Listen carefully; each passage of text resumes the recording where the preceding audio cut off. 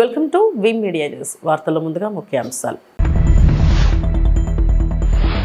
త్రివేణి సంగమం వద్ద ప్రార్థనలు చేసిన రాష్ట్రపతి ద్రౌపది ముర్ము.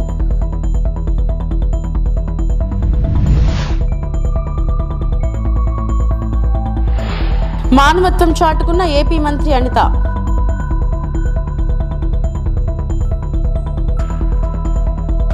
శ్రీవారి సేవలో ఏపీ రాష్ట్ర హైకోర్టు ప్రధాన న్యాయమూర్తి.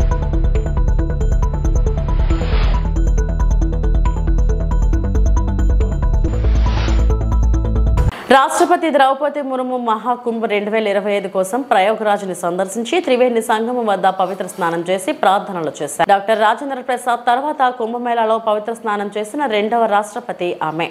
महत्व को एक नई ऊंचाई मिली है।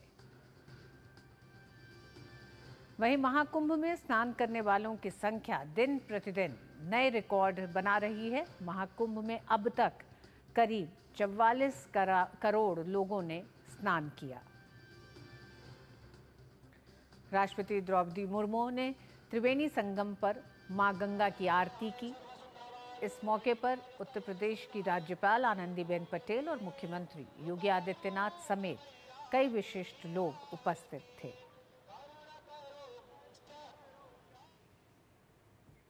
त्रिवेणी में आस्था की डुबकी लगाने के बाद राष्ट्रपति क्रूज से अक्षय वट के लिए रवाना हुई। इस दौरान उन्होंने गंगा में प्रवासी पक्षियों को दाना खिलाया।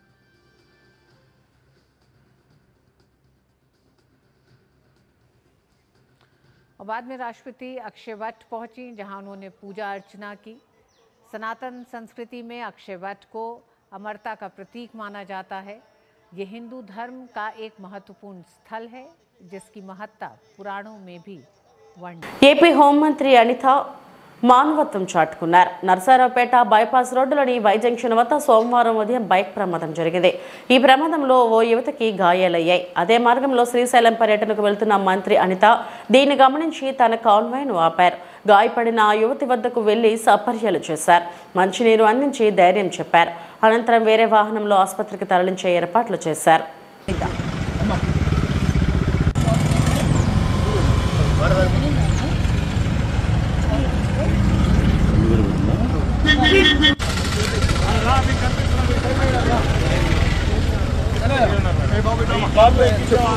ఆంధ్రప్రదేశ్ రాష్ట్ర హైకోర్టు ప్రధాన న్యాయమూర్తి ధీరజ్ సింగ్ ఠాకూర్ కుటుంబ సభ్యులతో కలిసి సోమవారం ఉదయం నైవేద్య విరామ సమయంలో శ్రీ వెంకటేశ్వర స్వామి వారిని దర్శించి మొక్కులు చెల్లించుకున్నారు.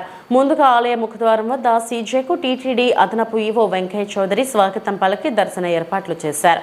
దర్శనం అనంతరం రంగనాయక మండపంలో ఆయనకు వేద పండితులు వేదాశీర్వచనం చేయగా అదనపు ఈవో తీర్థ ప్రసాదాలను అందజేశారు.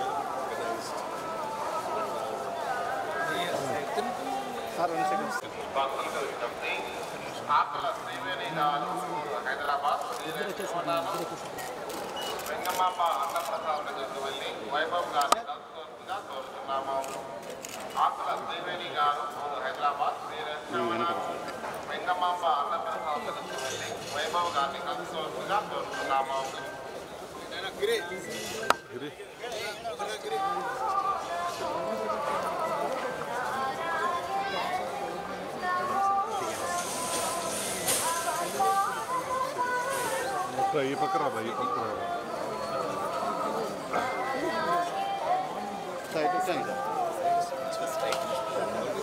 వాళ్ళ అట్టలతో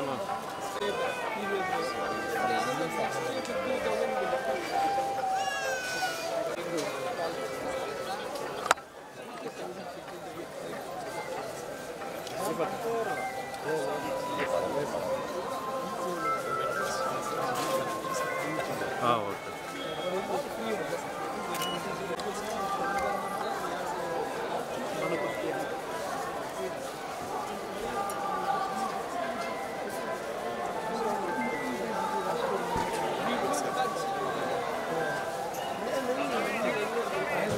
ఉభయ గోదావరి గ్రాడ్యుయేట్స్ ఎమ్మెల్సీ అభ్యర్థిగా అంబేద్కర్ కోనసీమ జిల్లాకు చెందిన రాయుడు శ్రీనివాస్ ఈ రోజు కలెక్టరేట్లో జిల్లా కలెక్టరేట్ వెట్రి సెల్వికి నామినేషన్ దాఖలు చేశారు. ఈ సందర్భంగా కలెక్టరేట్ నుంచి బయటకు వచ్చిన రాయుడు శ్రీనివాస్ విలేకరులతో మాట్లాడారు. అధికారంలోకి వచ్చిన పార్టీలు అధికారం చేపట్టిన తర్వాత ఎన్నికల టైంలో ఇచ్చిన హామీలను అమలు చేయకపోయినా ఇటువంటి పార్టీలను డిస్మిస్ చేసే విధంగా గవర్నర్కు విస్తృత అధికారులు ఇవ్వాల్సిన అవసరం ఉందని పోయారు. రాష్ట్రంలో నిరుద్యోగ సమస్య పెరిగిపోవడం వల్ల ఇతర రాష్ట్రాలకు దేశాలకు వలస వెళుతున్నారని ఆవేదన వ్యక్తం చేశారు. సమాజంలో అన్ని వర్గాల సమస్యలను పరిష్కరించేందుకు ఎమ్మెల్సీ అభ్యర్థిగా పోటీ చేస్తున్నానని తనకు మొదటి ప్రాధాన్యత ఓటు వేసి గెలిపించాల్సిందిగా కోరుతున్నారు.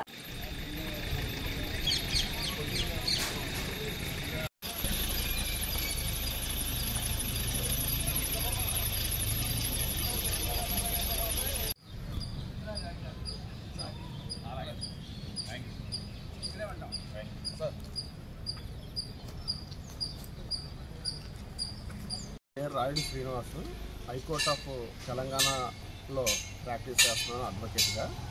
ఈ రోజున సమాజంలోని ఎన్ని రాజకీయ పార్టీలు వచ్చినా కానీ హామీలు ఇస్తున్నారు తప్ప వాళ్ళు ఏ విధమైనటువంటి హామీలు నెరవేర్చట్లేదు.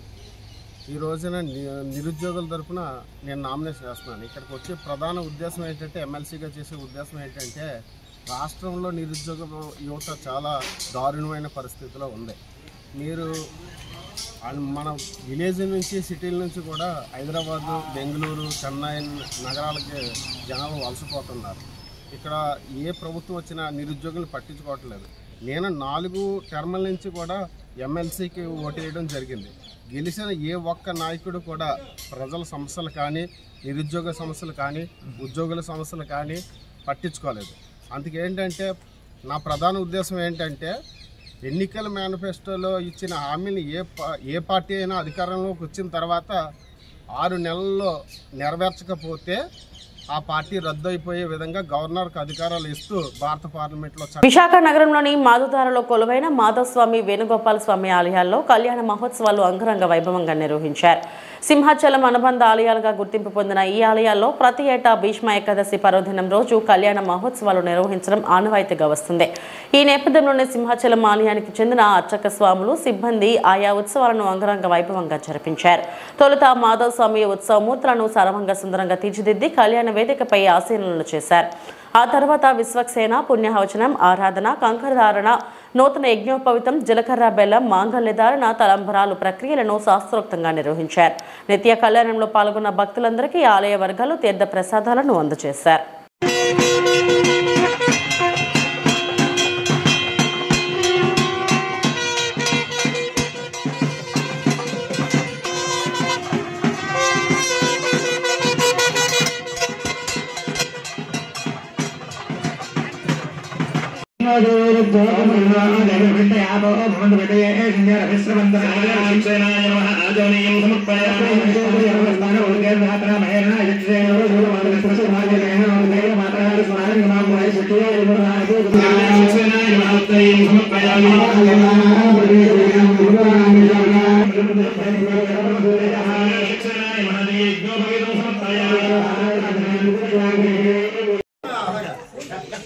పితామహుడు ఆయన ఒక వరం ఉంది, వాళ్ళ నాన్నగారే ఇచ్చేది వరాన్ని. ఆయన ఇష్టం వచ్చినప్పుడు ప్రాణాక్రమణం చేయగలిగినటువంటి వరం ఇచ్చాడు. ఆయన ఎప్పుడు కోరుకుంటే అప్పుడే మరణం వస్తుంది అది.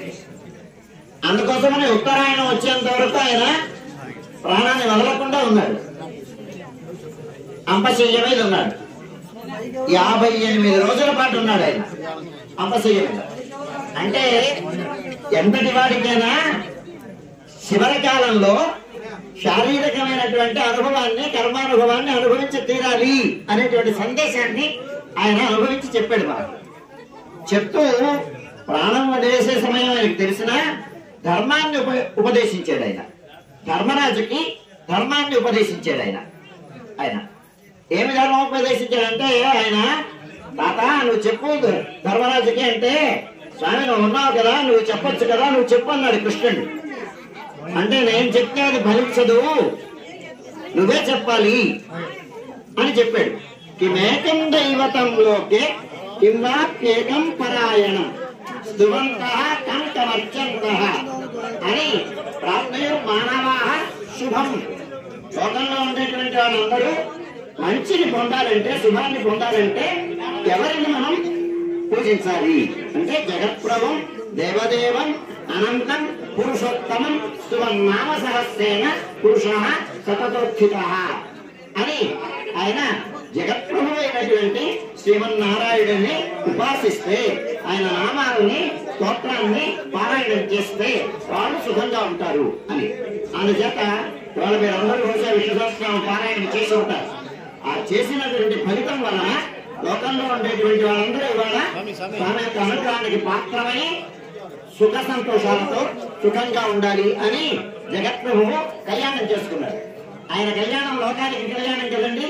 అంచేత ఆయనకి కళ్యాణం చేస్తే లోకమంతా శుభ పరంపరలతో సుఖ సౌఖ్యాలతో ఉండాలి అని మనం ఆశిద్దాం.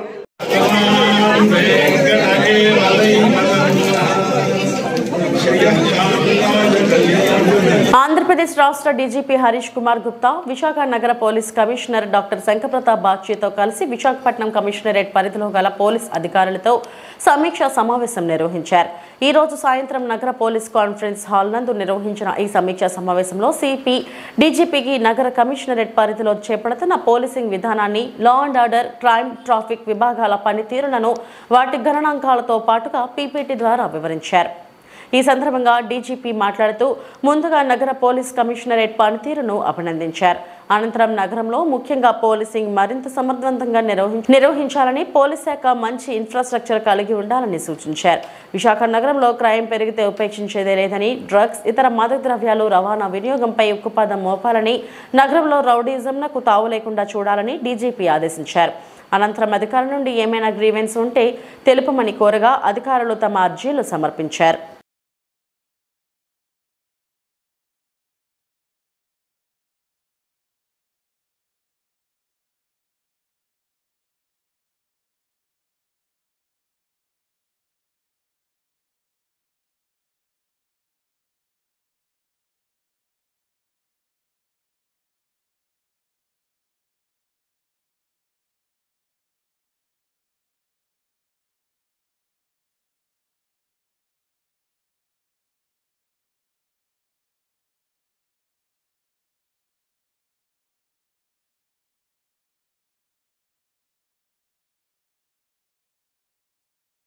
పశ్చిమ గోదావరి జిల్లా పాలకొల్లు నియోజకవర్గంలో పేదలకు వైద్య సహాయంగా ముఖ్యమంత్రి సహాయ నిధి చెక్కులు అందజేత.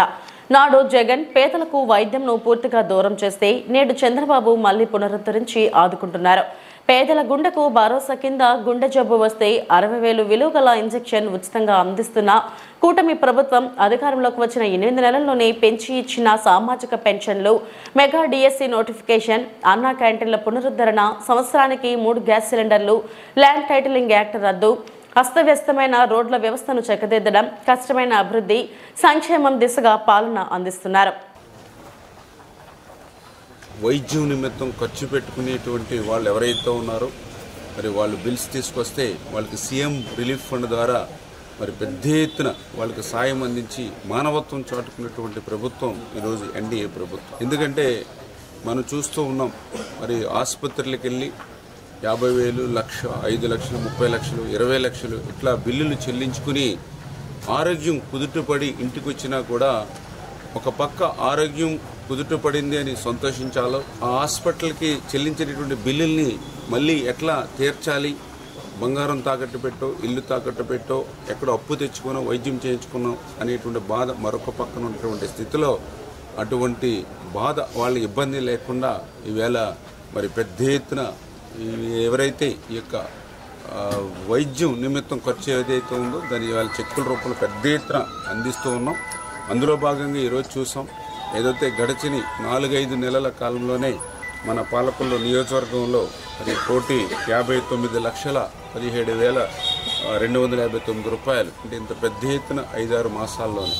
మళ్ళీ ఈరోజు మరి 11,93,535 ఏదైతే ఒక 10 మందికి ఈరోజు కూడా సీఎంఆర్ఎఫ్ చెక్కులు. అంటే ఈ రకంగా 5-6 నెలల కాలంలోనే మరి దగ్గర మరి 1,70,80,00,000 రూపాయలు ఈరోజు సీఎంఆర్ఎఫ్ ద్వారా పేదలకు వైద్య నిమిత్తం అందించామని అంటే ఈ ప్రభుత్వం ఎంత కష్టపడి పనిచేస్తున్నాం అనేటువంటిది ఇదే ఒక ఉదాహరణ అని చెప్పి తెలియజేసుకుంటూ, ఎవరైతే ప్రజలున్నారో వాళ్ళకి సేవ చేయాలనేటువంటి తపన ఉంటేనే ఇటువంటివి సాధ్యమవుతాయి. అవన్నీ లేనిటువంటి వ్యక్తులు కాబట్టి గత పాలనలో ₹1 కూడా ఎవరికి కూడా సరైనటువంటి విధంగా సీఎంఆర్ఎఫ్ అందలేదు అని అంటే మరి గత ప్రభుత్వానికి ఈ ప్రభుత్వానికి ఎంత తేడా ఉంది సేవలు అనేటువంటి విషయాన్ని కూడా ప్రజలందరూ కూడా గుర్తుపెట్టుకోవాలని చెప్పేసి మీ ద్వారా అందరినీ కూడా కోరుకుంటూ ఉన్నాం. అనకాపల్లి జిల్లా నర్సీపట్నం అబిద్ సెంటర్లో ఉన్న అంబేద్కర్ విగ్రహం వద్ద నర్సీపట్నం మాల జేఏసీ ఆధ్వర్యంలో ఆకివీడులో దళితులపై ఏపీ డిప్యూటీ స్పీకర్ రఘురామకృష్ణంరాజు చేస్తున్న భూదందాలు దాడులకు నిరసనగా చేపట్టారు. మొదటగా అంబేద్కర్ విగ్రహానికి పూలమాలలు వేసి నివాళులు అర్పించారు. ఈ సందర్భంగా వారు మాట్లాడుతూ, ఒక రాజ్యాంగబద్ధ పదవిలో ఉండి అన్యాయంగా దళితుల భూములను లాక్కోవడం, మాట వినకపోతే దాడులు చేయడం దారుణమన్నారు. అన్యాయంగా పేదల పొట్ట కొడుతున్నామన్నారు. మీరు దళితుల జోలుకొస్తే ఊరుకునేదే లేదన్నారు. తక్షణమే దళితులకు క్షమాపణలు చెప్పి వారి భూములు వారికి ఇవ్వాలని, లేని పక్షంలో రాష్ట్ర వ్యాప్తంగా పెద్ద ఎత్తున పోరాటం చేస్తామని హెచ్చరించారు. కార్యక్రమంలో నర్సీపట్నం నియోజకవర్గం Bahujan Samaj party convener Botta Nagaraju, Bhimarao party Anakapalli జిల్లా పార్టీ అధ్యక్షులు నేతల నాగేశ్వరరావు, అంబేద్కర్ ఇండియా మిషన్ అనకాపల్లి జిల్లా కో కన్వీనర్ సాల్మన్ రాజు తదితరులు పాల్గొన్నారు. బహుజన బొట్ట నాగరాజు, నేను బీఎస్పీ పార్టీ అనకాపల్లి జిల్లా ఇన్ఛార్జిగా పనిచేస్తూ ఉన్నాను. ఈరోజు ఆకివీడులో రఘురామరాజును చాలా విచ్చలవిడిగా రాజ్యాంగాన్ని దుర్వినియోగం చేస్తూ ఉన్నాం. కాబట్టి ఇది సరైన పద్ధతి కాదని చెప్పేసి మేము బీఎస్పీ పార్టీగా ఖండిస్తూ ఉన్నాం. అంటే నీకు ఈ రాజ్యాంగం అంటే నీకు లెక్కలేదు, అంబేద్కర్ లెక్కలేదు. నువ్వు గతంలో కూడా అంబేద్కర్ ఫోటో ఉన్న బ్యానర్ను తొలగించి తప్పు చేసావు. అలాగే ఈరోజు మా సోదరులైనటువంటి మా దళితుల భూములు నువ్వు నాటుకొని దానిపైన కూడా నువ్వు కోర్టులు సంపాదించాలని చెప్పేసి నువ్వు చూస్తూ ఉన్నావు. అలాంటి ఆటలు నీకు సాగమని చెప్పేసి చెప్తా ఉన్నావు. అంటే నీ దళితులు ఒకటే కాదు, బహుజనులుగా ఉన్నటువంటి ఎస్సీ ఎస్టీలు అందరూ కూడా మేమందరూ మద్దతుగా ఉంటాం. అక్కడ ఈ ఆకులు ఏదైతే నువ్వు ఆ స్థలాన్ని కబ్జా చేయాలనుకున్నావో ఆ స్థలాన్ని కాపాడడం కోసం మేమందరం ఎంతో దూరం వెళ్తామని చెప్పి చెప్తా ఉన్నాం. ఆల్రెడీ దానిపైన స్టే తెచ్చుకున్నా మా సోదరులకు నువ్వు నీ అధికారాన్ని అడ్డు పెట్టుకొని నువ్వు దాన్ని కబ్జా చేయాలని చూస్తా ఉన్నావు. అలాంటి చెలవని చెప్పి చెప్తా ఉన్నావు. ఖబర్దార్ రఘురామరాజు నేను చెప్తా ఉన్నాం. మేమందరూ కూడా సంపూర్ణంగా బీఎస్పీ పార్టీ కానీ మిగతా బహుజన కులాలన్నీ కూడా ఈరోజు అక్కడ ఉన్నటువంటి ఆకువీడులో ఉన్నటువంటి ఆ భూమి నిర్వాసితులు ఎవరైతున్నారో వాళ్ళందరికీ మద్దతుగా ఉంటామని చెప్పి చెప్తా ఉన్నాం. ఈ ఏదైతే నువ్వు ఈ దుర్మార్గం చర్యలు ఉన్నాయో నువ్వు వెనక తీసుకొని బహిరంగ సమాపణ చెప్పాలని చెప్పేసి కూడా మేము బీఎస్పీ పార్టీ తరఫున డిమాండ్ చేస్తా ఉన్నాం. లేని పక్షంలో నువ్వు తీవ్ర పరిణామాలు ఎదుర్కొంటావని చెప్పేసి కూడా హెచ్చరిస్తా ఉన్నాం. జై భీమ్, జై భారత్. శ్రీశైలం మహాక్షేత్రంలో ఈ నెల 19 నుంచి మహాశివరాత్రి బ్రహ్మోత్సవాలు ప్రారంభం కానున్న నేపథ్యంలో ఏపీ మంత్రుల బృందం శ్రీశైలంలో మహాశివరాత్రి బ్రహ్మోత్సవాల ఏర్పాట్లపై సమీక్షా సమావేశం నిర్వహించనున్నారు. ఈ నెల 26న మహాశివరాత్రి పర్వదినం కావడంతో ఏపీ సీఎం చంద్రబాబు నాయుడు రాష్ట్ర ప్రభుత్వం తరపున శ్రీ భ్రమరాంబ సమేత మల్లికార్జున స్వామివారికి పట్టు వస్త్రాలు సమర్పించనున్నారు. అయితే రాష్ట్ర ప్రభుత్వం తరపున గడిచిన కాలంలో మహాశివరాత్రి బ్రహ్మోత్సవాలకు శ్రీశైలం శ్రీ స్వామి అమ్మవారికి మంత్రి స్థాయిలో కానీ స్థానిక ఎమ్మెల్యేలు స్వామి అమ్మవారికి ప్రభుత్వం తరపున పట్టు వస్త్రాలు సమర్పించేవారు. అయితే ఈ మహాశివరాత్రి బ్రహ్మోత్సవాలలో స్వయంగా ఏపీ సీఎం చంద్రబాబు స్వామి అమ్మవారికి ఈ నెల 23న పట్టు వస్త్రాలు సమర్పించేందుకు శ్రీశైలం రావడం రాష్ట్రానికి శుభసూచకంగా అర్చకులు, వేద పండితులు, స్థానికులు, అధికారులు భావిస్తున్నారు. ఈ నేపథ్యంలో ముఖ్యమంత్రి పర్యటనలో భాగంగా భక్తుల ఏర్పాట్లు, శ్రీశైలం దేవస్థానం అభివృద్ధి, భద్రతాపరమైన అంశాలపై ఏపీ మంత్రుల బృందం శ్రీశైలంలో సమీక్ష సమావేశం నిర్వహిస్తున్నట్టు అధికారులు తెలిపారు. నేడు మధ్యాహ్నం 3 గంటల సమయంలో జిల్లా అధికారులు, మంత్రులు పయ్యావుల కేశవ్, ఆనం రామనారాయణ రెడ్డి, అనగాని సత్యప్రసాద్, హోంశాఖ మంత్రి అనిత, ఎన్ఎండి ఫారూక్, బీసీ జనార్దన్ రెడ్డిలతో పాటు Srisailam MLA Budda Rajasekhar Reddy, MP Sabari, Nandyal collector Rajakumari తదితరులు హాజరయ్యారు.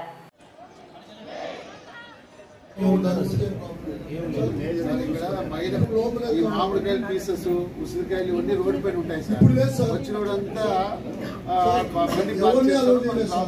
ఎవరిని అలో చేయలేదు. ఒక్కటి కూడా ఉసిరికాయలు కానీ రోడ్డు మీద మన ఎమ్మెల్యే ఫారెస్ట్ ఎక్కడ లేకపోయినా కూడా కనీసం వేసన పెంచండి. అప్పుడు పెద్దగా చెట్లు పోవు. రూట్ పార్కింగ్ లేకపోయినా కూడా కనీసం వేసన పెంచండి. అప్పుడు పెద్దగా చెట్లు పోవు.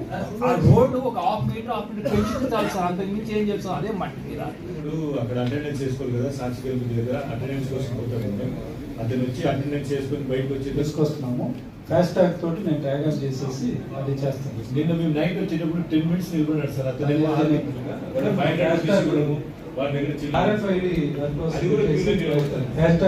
ఏమంటే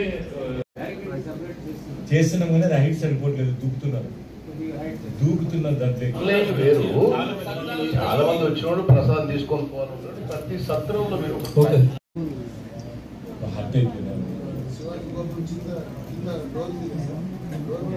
అందుకని ఈసారి అక్కడ సపరేట్ గా 2 cartons నేను బ్యారికేడ్ పెడతాను. మనం ఈసారి 9 గంటల నుంచే శివస్వామిని లోపలికి తీసుకొని కూర్చోబెట్టేస్తాం.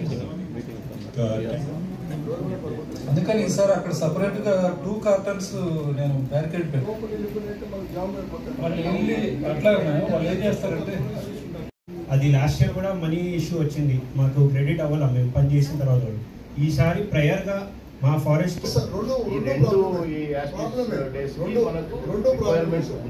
కోఆపరేట్ చేయండి. అది మా లెవెల్లో తీసుకునేది కాదు సార్.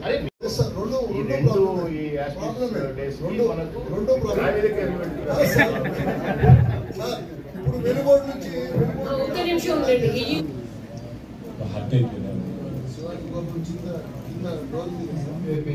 బ్యాడ్జ్లో అడ్డుదొరుకుతారు.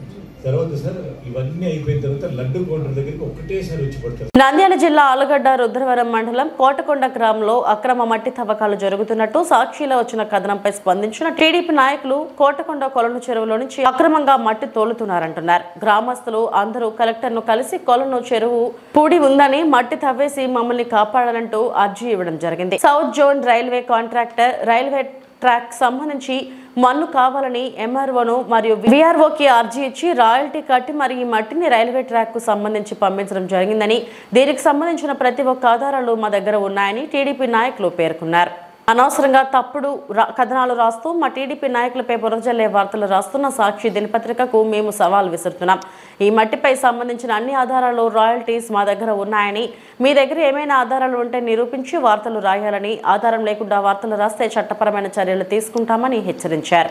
ఈ కార్యక్రమంలో మండల కన్వీనర్ లింగం రంగనాయకులు, మాజీ ఎంపీపీ పోలా గురుమూర్తి, పేరూరు రామనాథరెడ్డి, తూపల్లేరు యువరాజు తదితరులు పాల్గొన్నారు. రంగయ్య గారు ఇది వరకు చెప్పిన విధంగా జరుగుతున్న విషయం ఒకటి, వాస్తవాలుగా రాయడం పత్రికా నిబద్ధతకు సంబంధించిన విషయం. మేము పత్రికా నిబద్ధత మీద సవాలేస్తూ ఈరోజు ప్రెస్ మీట్ పెట్టడం జరిగింది. ఎందుకు అంటే మొట్టమొదటిగా నేషనల్ కాదు ఇంటర్నేషనల్ అయిపోయింది. ఫస్ట్ వాళ్ళ అధినేత దగ్గర నుంచి తీసుకున్నాం. ఈరోజు జరుగుతున్న వాస్తవాలను మీరు గమనిస్తూనే ఉన్నారు. ఆయన నేషనల్ కాదు ఇంటర్నేషనల్ మీడియాలో కూడా వెలిగిపోతూ ఉన్నాడు. మన ఆంధ్రప్రదేశ్ పేరు ప్రఖ్యాతులను ఎక్కడికి అమెరికా వరకు తీసుకుపోయినాడు ఆయన. మన లోకల్ వరకు తీసుకుందామంటే ఈరోజు మా రుద్రవరం మండలంలో జరుగుతుండేది కోటకొండ ఇష్యూ అని చెప్పారు. కోటకొండ ఇష్యూకు సంబంధించి మొత్తం విత్ రాయల్టీ కట్టి రైల్వేకు సంబంధించిన ఒక కాంట్రాక్ట్ కోసం గవర్నమెంట్కు ప్రాపర్ రాయల్టీ కట్టి మేము అక్కడి నుంచి మట్టి తరలించడం జరుగుతూ ఉంది. అంతకు తప్పితే వేరే ఇష్యూస్ ఏం లేవు. ఈ ఇష్యూను బట్టి వాళ్ళు ఏమంటున్నారంటే ఒక్కొక్క రోజుకు ₹1 కోటి సంపాదించే క్యాపబిలిటీ తెలుగుదేశం పార్టీ నాయకులు అక్రమంగా తవ్వుతున్నారంటున్నారు. పార్టీకి సంబంధించిన నాయకులను పక్కన పెడదాం కొద్దిసేపు. ఆయన డైరెక్ట్గా ప్రతిరోజు 2 రోజులకు ఒకసారి 3 రోజులకు ఒకసారి ప్రెస్లో రాయడం జరుగుతూ ఉంది. జనాలు కూడా దీన్ని నిజమని నమ్మాల్సిన పరిస్థితులు వస్తాయి. ఎందుకంటే రోజు పాడిందే పాట ఆయన పాడుతూ ఉన్నాడు సాక్షి మీడియాలో. ఆ పాడిందే పాట కోసం మేము ఈరోజు డైరెక్ట్లీ చెప్తా ఉన్నాం. కోటకొండ గ్రామంలో కొలం చెరువు ఉందయా, ఆ కొలం చెరువులో ఏం జరుగుతూ ఉందంటే అది పూడికకు గురి అయింది, దానివల్ల గ్రామస్తులు ఇబ్బంది పడుతున్నారని అనడం వల్ల అర్జీ పెట్టిన తర్వాత కోటకొండ గ్రామానికి సంబంధించిన అర్జీ కలెక్టర్ గారికి క్లియరా పత్రికా మూలకంగా నేను ఇస్తున్నాను. ఇంకొకటి సౌత్ సెంట్రల్ రైల్వే నుంచి పర్మిషన్, ఎందుకంటే ఈ మట్టి తవ్వుకోవడానికి సౌత్ సెంట్రల్ రైల్వే తీసుకున్న పర్మిషన్.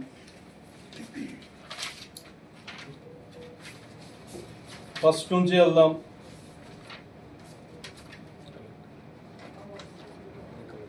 ఇది మన ఎగ్జిక్యూటివ్ ఇంజనీర్ గారు. ఓకేనా, మళ్ళీ వెళ్దాం. కొద్దిగా ముందరికి వెళ్తే మన కలెక్టర్ గారికి గ్రామస్తులు దీన్ని పెట్టుకున్న అర్జీ ప్రకారం దీన్ని తవ్వుకోవడానికి పర్మిషన్ ఇచ్చారు.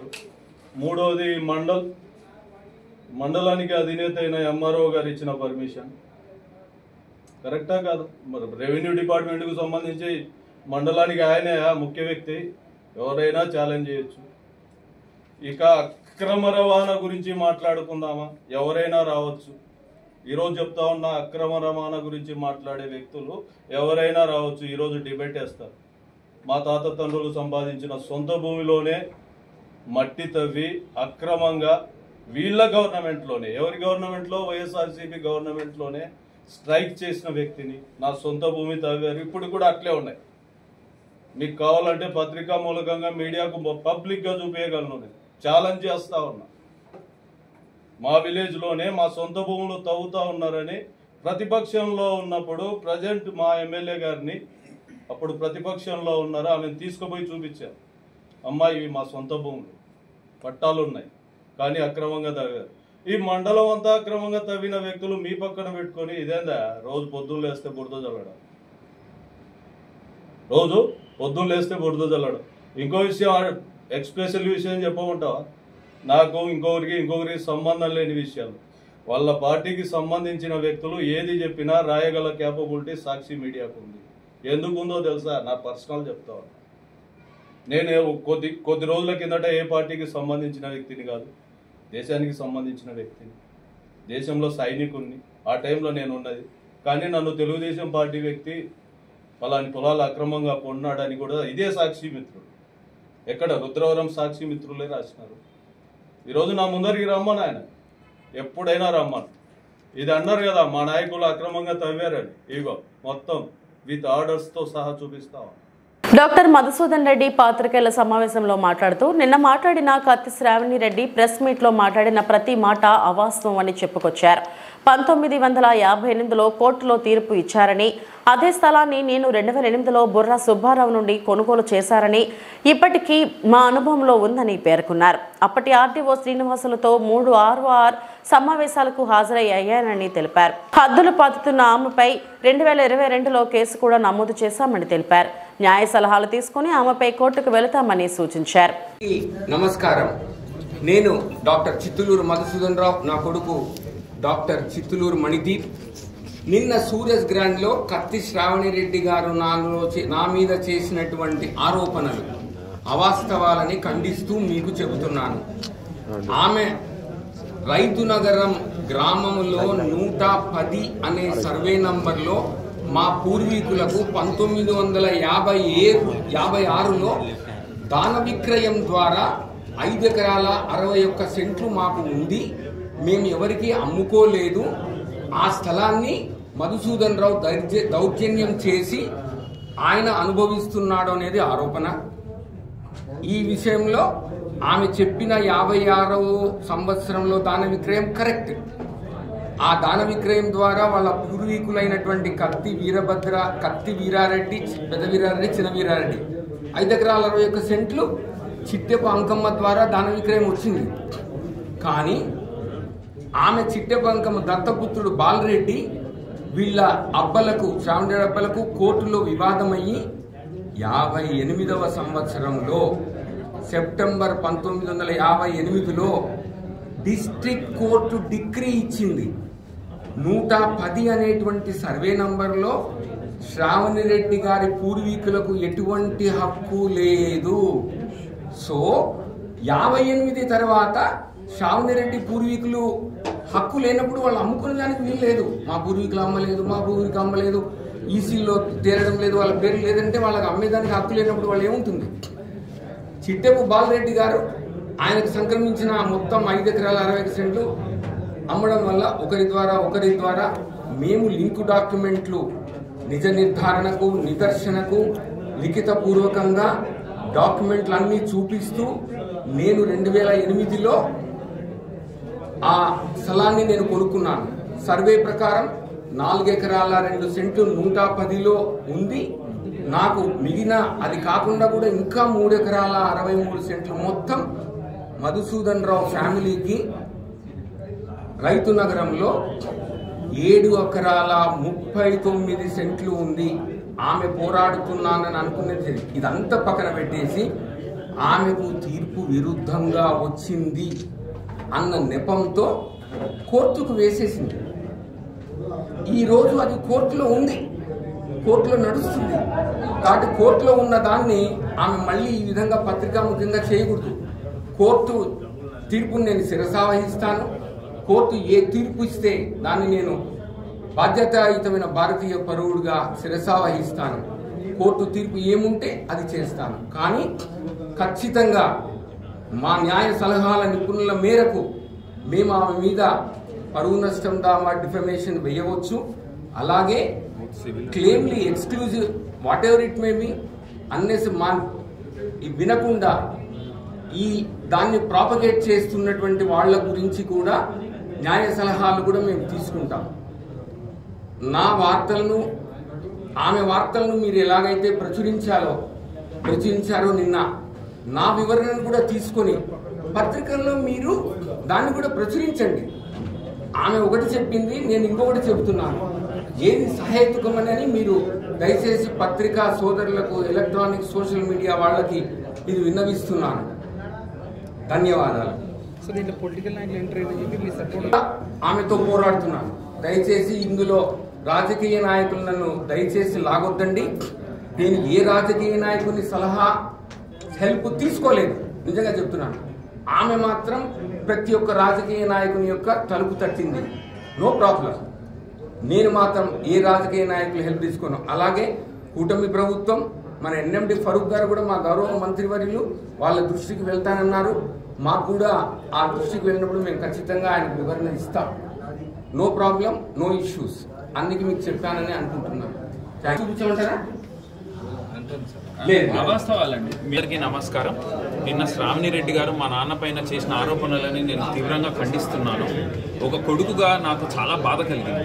మా నాన్న నాకు నేను చాలా బాధపడిపోయి, ఏంటిది ఒక సేవా తత్పరత, మధుసూదన్ రావు అంటే ఏంటిది అని చెప్పి నంద్యాలే కాదు, రాయలసీమ కాదు, ఎంటైర్ సౌత్ ఇండియా తెలుసు. అటువంటి వ్యక్తిని పట్టుకొని నోటికి ఏది వస్తే అది మాట్లాడడం అనేది సభ్యకరంగా, సమాజంగా ఏమి ఉద్దేశం ఇస్తుందో నాకు అర్థం కాలేదు. కొడుకుగా నేను చాలా చాలా మనస్తాపం చెందితే మా నాన్న ధైర్యం చెప్పి, మనం ఈమెతో గత 4-5 సంవత్సరాలుగా ఎవరి సహాయం లేకుండా మన పక్కన నిజం, నిజాయితీ, న్యాయంతో మనం పోరాడుతున్నాం. ఒకరి అండ లేకుండా ఓన్లీ న్యాయవాదులతో మేము సమర్పిస్తూ దీనిని ఫైట్ చేస్తున్నాం.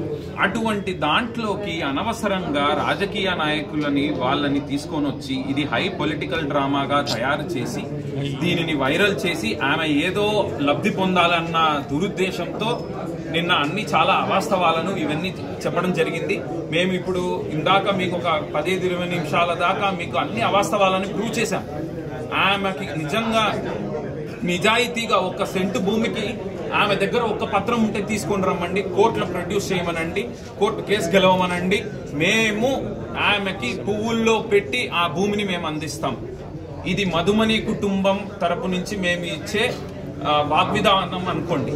కానీ మా పైన సేవా ముసుగు అట్లాంటి పదాలను వాడుతూ ఒక వ్యక్తి 34 సంవత్సరాలుగా ప్రజలకి సహాయపడుతున్న వ్యక్తిని దురుద్దేశంతో దుర్భాషలాడి సొంత లాభం కోసం మాట్లాడడం వల్ల వచ్చిన లాభం ఏంటో నాకు తెలియదు.